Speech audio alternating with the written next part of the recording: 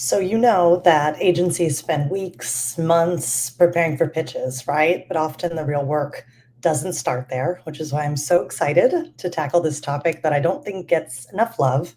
What happens after the pitch, right? The contract is signed, and hopefully now you're in the thick of it. Things are still really exciting, very fresh with your new client. But if the pitch is the honeymoon, then onboarding is the first day of real life.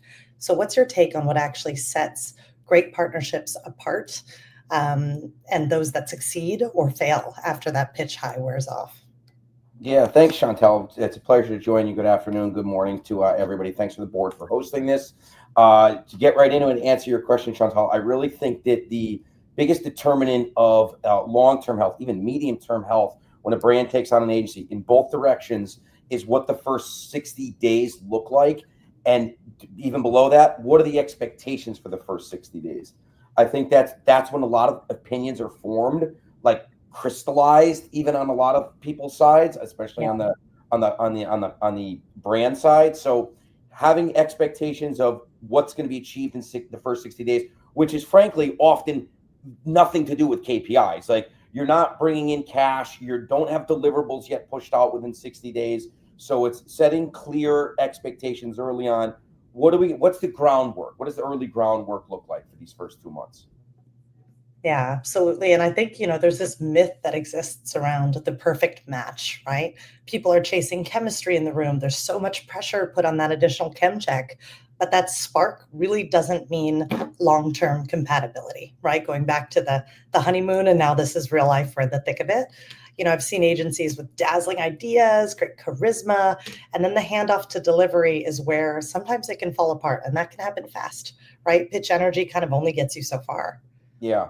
I think that there's a balance that has to exist between um, putting no emphasis on chemistry, because it does matter, because ultimately these are outsourced partners that you want to feel and treat as if they're team members. So you want a certain level of culture fit. You certainly want a level of chemistry between whoever the two key counterparts are, like who reports to whom from inside and outside, who owns the relationship, so to speak, as one point person.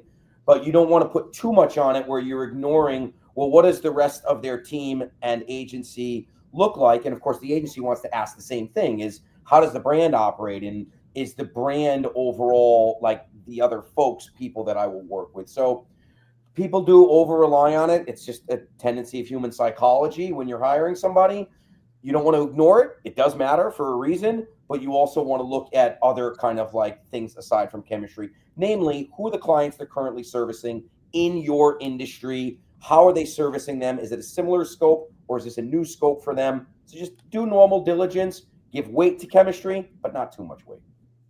Yeah, and I think on just on the side where we're looking at what we need from brands, right? On the agency front, Yeah. how do we get clear about the roles, the expectations? Because I think nothing kills momentum like ambiguity, right? The more clarity up front, the more we're going to be able to sprint. I'm an advertising agency consultant. I embed with teams either in new business as a fractional kind of head of new business or in account leadership. So restructuring the biz dev department, running pitches, leading project-based work. And I really work with both independent agencies and holding cos. Yeah. Look, and I'm on the other side of the fence. I mean, for purposes of this session and otherwise. So I get brought on by brands to be essentially an outsourced slash fractional head of sales for small and medium sized brands that are looking to or currently expanding U.S. retail footprint. So almost that could be small boutique independent doors, could be Macy's, could be Costco, could be QVC even. So almost all of these mandates include bringing on agency partners. And so as part of like representing the brand, often what I do, and even agencies tell me often they like enjoy it better than working directly with the brand sometimes, is that there's a level of transparency where you're letting the agency know what exactly is going on with the brand, meaning where are the holes, where are the gaps, what are the numbers, right? So many brands, when they like interview agency partners, there's this level of like, they think they're investors, or they think that they're like, it's press. And so they're like a bit cagey or hiding, like, hey, we don't do this well, or hey, we're not doing $20 million at Amazon, we're doing 5 million, or things like this. So I think that there's got to be transparency on both sides. Agencies can't help what they don't know ails a brand if a brand hides that. Yeah, and sometimes there's that misrepresentation really in the beginning, right? From the pitches, right? If brands are overselling their readiness, like, yes, we need to be ready for this meeting happening in September, and it's all systems go, and the whole org is aligned. And on the other side, you could have, agencies kind of overselling their firepower or saying, yes, we've got that, but they really don't have that staff available, or it's going to be a scramble on the back end. So I feel like there's a little bit of everyone's posturing, which is why kind of the process itself needs a bit of help. Look, I think that if somebody, whether it's chicken or the egg, like does the agency first come out and communicate in a spirit of transparency, or the brand? It really should be the brand, right? Because the brand is paying the agency. The brand is paying someone because they need help that they don't have in-house. They don't have the resources or expertise in-house to do it. Therefore, they're seeking it. So I always, when I engage agencies right from the start, these are the problems, like be brutally honest about them. This is what we're seeking. Can you help? Otherwise, brands that go in, and you sometimes get this with like brands that are fully in-house and they're kind of reluctant or a bit, I don't know if embarrassed is the right word, but they're like skittish about bringing on an agency. They're like, yeah, we have this nailed. We're doing this. We're just looking to optimize. Like, there has to be, if the brand starts the dialogue with transparency, you'll get it from the agency side in return. Otherwise, yeah, you just get a posturing loop where people come in, they want to engage, and then you're not solving for problems that are yet even known. Yeah, no, for sure. And I think there's a lot of questions that people don't ask, but they should, right? One of my go-tos now is kind of, what clients have not worked out for you and why, right? That's something I want to know from an agency that I'm going to work with, right? I'm going to learn more from that than any pitch deck or previous proposal I could comb through, right? What are some of the questions that you think should be asked that aren't? So two from the brand side that I feel are often overlooked because they might get a little like, I don't know, it can get awkward because they're both kind of forward pressing questions. Yeah. But one of them is simply for a referral. Like and I usually look for like a phone number. Like, can you provide the phone number to someone who will be willing to chat with me for 5 minutes? Could be past client, hopefully recent past, not 5 years ago. Can you share a phone number of a recent client or current client in my industry, right? Whether it's in beauty, whatever the industry is. If they're quick to be like, yeah, of course. And you do want to follow up. It's not a game. It's not like a test. Hey, will you kick in a number? Give that person a call, see what their experience was like, just ask normal questions, etc. If they're willing to do that quickly and upfront, it goes beyond just a case study that's on a one-pager. I think that's a good question that brands should always ask. And then a second one, and this is more of a modern dilemma, especially like for me, I'm not millennial, and of course, most of my counterparts are millennials or younger sometimes. On the agency side, it's asking the agency, hey, does my primary point of contact, aka my account director, is there any channel I can reach them aside from email? Yeah. What you're trying to get at is it okay to text people, even respecting boundaries and time, office hours, etc. Yeah, but it's important, from the account side. I mean, I think some of the best, fastest work that you're going to get done, something happens in culture, we've got to jump on it. It's probably not going to happen through a series of emails, right? Yeah. We might have a WhatsApp chain, we might have legal on there, and that's how we're going to get that to go live. If we think, if we fast forward a few months now, right, the work is live, maybe some of that initial gloss and glamour is gone, kind of what keeps the partnership strong? On my side, I really want to use those start, stop, continue check-ins, right? Yeah.